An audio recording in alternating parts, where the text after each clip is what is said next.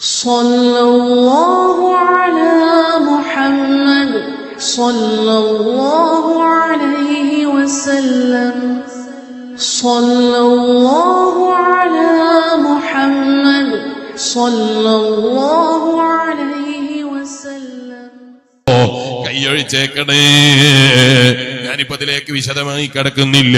ഒരു മനുഷ്യന്റെ ജീവിതത്തിൽ ഖബറിൽ പ്രകാശമുണ്ടാകാൻ ഏറ്റവും അനിവാര്യമായ ഘടകമാണ് അൽ-ഇഖ്ലാസു ഫിൽ അമലി ലില്ലാഹ്.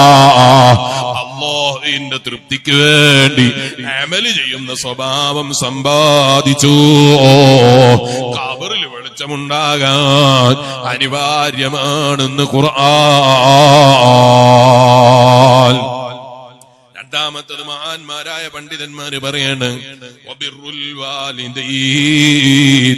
മാതാപിതാക്കൾക്ക് നന്മ ചെയ്തവന്റെ ഖബറിൽ പ്രകാശമുണ്ടാകുമെന്ന കാര്യത്തിൽ സംശയം വേണ്ട. വഅബ്ദുല്ലാഹ ലാ തുശ്രികൂ ബിഹി ശൈആ വബിൽ വാലിദൈനി ഇഹ്സാനാ. അല്ലാഹുവിന് ആരാധനകൾ അർപ്പിക്കണം. ഒരിക്കലും നമ്മൾ ശിർക്ക് ചെയ്യുന്നവരായി പോകരുത്. വബിൽ വാലിദൈനി ഇഹ്സാനാ. മാതാപിതാക്കൾക്ക് നന്മ ചെയ്യുന്നവരാകണേ. അല്ലാഹുവിന്റെ ഖുർആൻ.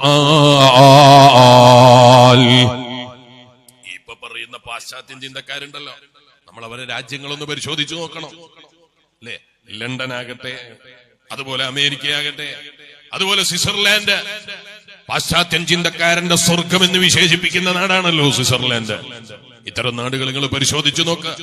ഏറ്റവും കൂടുതൽ വൃദ്ധസദനങ്ങൾ നിർമ്മിക്കപ്പെടുകയും ഏറ്റവും കൂടുതൽ വൃദ്ധസദനങ്ങൾ ഉണ്ടാവുകയും ചെയ്യുന്ന നാടുകൾ ഇത്തരം നാടുകളാണ്. ഈ പാവപ്പെട്ട മുത്തല്ലിം ഒരു അറബി വീട്ടിലേക്ക് ചെന്നു. അവിടെയുള്ള ഉപ്പാപ്പയായ വലിയ സഹായം ചെയ്ത ഒരാളുണ്ടായിരുന്നു. അയാളെ കുറിച്ച് ചോദിച്ചപ്പോൾ മക്കള് പറയാണ്, ബാപ്പനെ ഞങ്ങൾ ആർക്കും കാണിച്ചു കൊടുക്കാറില്ല. എന്തുകൊണ്ടാണ്? ബാപ്പ വൃദ്ധസദനത്തിലായതുകൊണ്ടാണോ? അല്ല. ബാപ്പാനെ വൃദ്ധസദനത്തിലാക്കിയത് കൊണ്ടാണോ? അല്ല.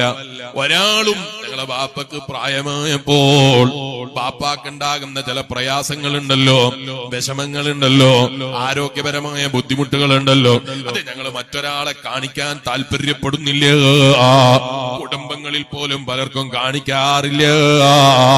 നിങ്ങൾക്ക് അനിവാര്യമാണെങ്കിൽ കാണാൻ അവസരമൊരുക്കി തരാം. ഞാനിങ്ങനെ ചിന്തിച്ചു പോയി, എന്തൊരു നല്ല സ്നേഹമാ. എവിടെ നിന്ന് കിട്ടിയതാണ് എന്നറിയോ? അള്ളാന്റെ ഖുർആനിന്റെ ആശയമാ. വബിറുൽ വാലിദൈൻ. മാതാപിതാക്കൾക്ക് നല്ലത് ചെയ്യുന്ന ബാപ്പതേ മക്കളാണോ സ്വർഗമാണ്. അതുകൊണ്ടാ ഖുർആൻ എടുത്തു പറഞ്ഞത് കണ്ടില്ലേ? അതേ ഹബീബ് നബി സല്ലല്ലാഹു അലൈഹി വസല്ലമ തങ്ങൾ എടുത്തു പറഞ്ഞത് കാണുന്നില്ലേ? മാപ്പാക്കും ഉമ്മാക്കും ഗുണം ചെയ്യുന്നവനാണോ അവൻ ജീവിതത്തിൽ വലിയ ബഹുമാനം ലഭിച്ചവനാ. അതുകൊണ്ടാ ഹബീബ് നബി സല്ലല്ലാഹു അലൈഹി വസല്ലമ നിങ്ങൾ പറയുമ്പോ ഉമ്മാന്റെ ശരീരത്തിൽ എത്ര അവയവങ്ങളുണ്ട്, പക്ഷേ നബി നിങ്ങൾ പറയുമ്പോ പറഞ്ഞതെന്നാ? അൽ ജന്നത്തു തഹത അഖ്ദാമിൽ ഉമ്മഹാത്ത്. അതെ, ഉമ്മാന്റെ കൈയിന്റെ അടിയിലാണ് സ്വർഗം എന്ന് പറഞ്ഞുകൂടായിരുന്നോ? ഉമ്മാന്റെ നെറ്റിത്തടത്താണ് സ്വർഗം എന്ന് പറഞ്ഞുകൂടായിരുന്നോ? ഉമ്മാന്റെ മൂക്കിന്റെ മേലെയാണ് സ്വർഗം എന്ന് പറഞ്ഞുകൂടായിരുന്നോ? ചുണ്ടിക്കനുസരിച്ചാണ് ഇത് കൈകാര്യം ചെയ്യേണ്ടതെങ്കിൽ. അല്ലെങ്കിൽ ഉമ്മാന്റെ പല്ലിന്റെ മേലെയാണ് സ്വർഗം എന്ന് പറഞ്ഞുകൂടായിരുന്നോ? ഉമ്മാന്റെ നാവിലാണ് സ്വർഗം എന്ന് പറഞ്ഞുകൂടായിരുന്നു? ഉമ്മാന്റെ കണ്ണിലാണ് സ്വർഗം എന്ന് പറഞ്ഞുകൂടായിരുന്നു?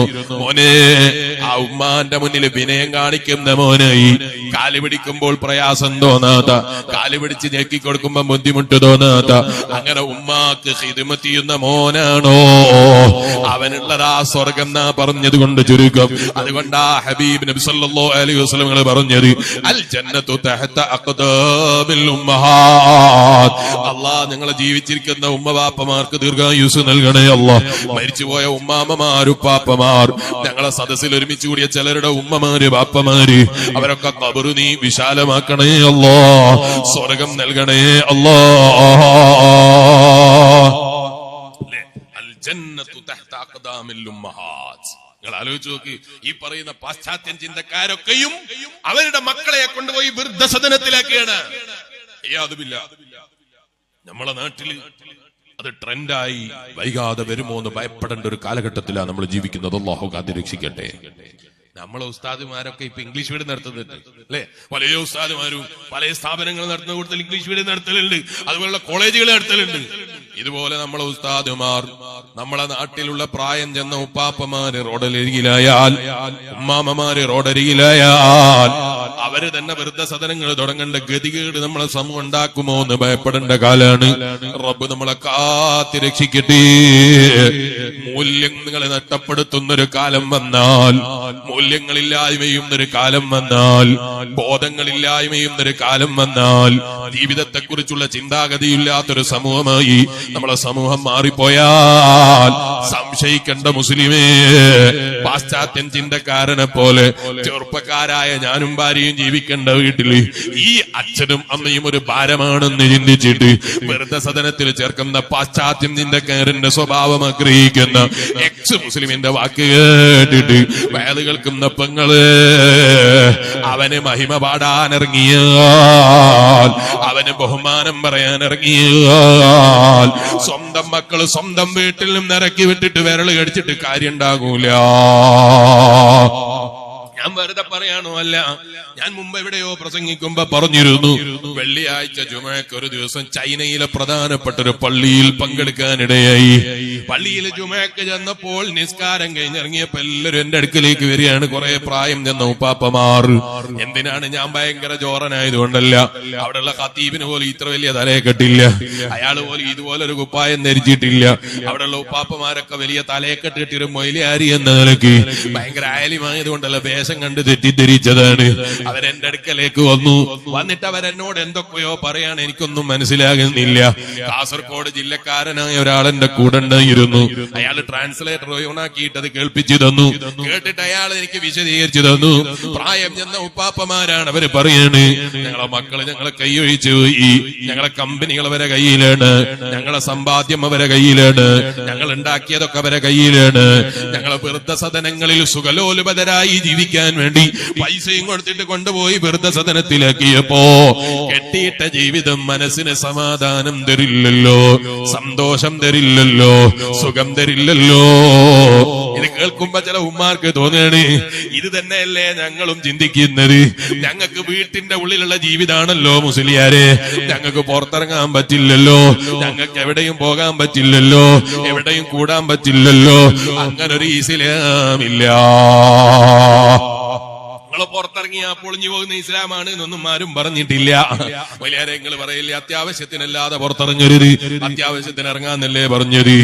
അത്യാവശ്യത്തിനല്ലാതെ ഇറങ്ങരുത് എന്നാ അത്യാവശ്യത്തിന് ഇറങ്ങാന്നാണ് അതിന്റെ അർത്ഥം. അത്യാവശ്യത്തിന് ഇറങ്ങരുത് എന്ന് പറഞ്ഞാൽ അതാണോ ഇസ്ലാം? അല്ല. അത്യാവശ്യത്തിന് ഇറങ്ങാം, ആവശ്യത്തിനും ഇറങ്ങാം. പക്ഷെ അങ്ങാടി കറങ്ങുന്ന പെങ്ങളായി കൂടാ. അത് അങ്ങാടി മാത്രാണോ? അല്ല. ഇപ്പൊ ചില ആളുകൾക്ക് ഒരു ധാരണയാണ്, നമ്മൾ ജമാഅത്തിനും ജുമ ഇറങ്ങി പുറപ്പെടേണ്ടതില്ല എന്നല്ലേ ഷാഫി ഇമാം പറഞ്ഞത്. പക്ഷെ ഉറൂസ് ആണെങ്കിൽ എല്ലാടെയും പോയി കറങ്ങിക്കളയാന്നുള്ള ചിന്തയാണോ പെങ്ങന്മാര്? അനുവദനീയമല്ല. പേര് ഉറൂസ് ആകട്ടെ അല്ലാത്തതാകട്ടെ, തലമറക്കാതെ പുറത്തേക്ക് ഇറങ്ങുന്ന സ്വഭാവം ഉണ്ടല്ലോ, അള്ളാന്റെ ദീൻ അനുവദിച്ചിട്ടില്ല. മാറ് കാണിച്ച് പുറത്തേക്ക് ഇറങ്ങുന്ന സ്വഭാവമുണ്ടല്ലോ, അള്ളാഹ് അനുവദിച്ചിട്ടില്ല. ഞങ്ങൾക്ക് യാത്ര ചെയ്യാൻ പറ്റുമോ? യാത്ര ചെയ്യുന്നതിന് ഇസ്ലാം വിരോധിച്ചിട്ടില്ല. പക്ഷെ ഒരിക്കലും ഇസ്ലാം മഹറമില്ലാത്ത യാത്ര അനുവദിച്ചിട്ടില്ല. മഹറമില്ലാത്ത യാത്ര അനുവദിച്ചിട്ടില്ല. കാരണം പെണ്ണിന് സംരക്ഷണം കിട്ടണമെന്ന് പറഞ്ഞ മതമാണ് ഇസ്ലാം. ഏതെങ്കിലും ഫെമിനിസ്റ്റ് വാദികളായോ, അല്ലാതെ ലിബറലിസം തലക്ക് പിടിച്ചവനോ, അതുപോലെ എത്തിസ്റ്റ് തലക്ക് പിടിച്ചവനോ, അവൻ ആഗ്രഹിക്കുന്ന ഒരാഗ്രഹം ഉണ്ടല്ലോ, തന്തയില്ലാത്ത മക്കളുള്ള കുറെ ഉമ്മമാര് വേണം. ഈ ഒരാഗ്രഹത്തെ കൊണ്ടുപോയി ഇത്തരം ഉമ്മമാരെ ശരീരത്തിൽ തീർക്കുന്നതിന്റെ ഭയം കൊണ്ടാണ് ഇസ്ലാം മഹറമില്ലാതെ പുറത്തിറങ്ങരുത് എന്ന് പറഞ്ഞത്. ഭയങ്കര സ്വാതന്ത്ര്യമാണ് അമേരിക്കയിൽ നിന്നൊരു ധാരണ ഉണ്ടാവും ചില ആളുകൾക്ക്, അല്ലെ? അമേരിക്ക എന്ന് പറയുമ്പോ ഭയങ്കര സ്വതന്ത്രമായ ചിന്തകളുള്ള രാജ്യമാണല്ലോ, എന്തൊരു സ്വർഗായിരിക്കും അതെന്ന് തോന്നുന്ന ആളുകളുണ്ട്.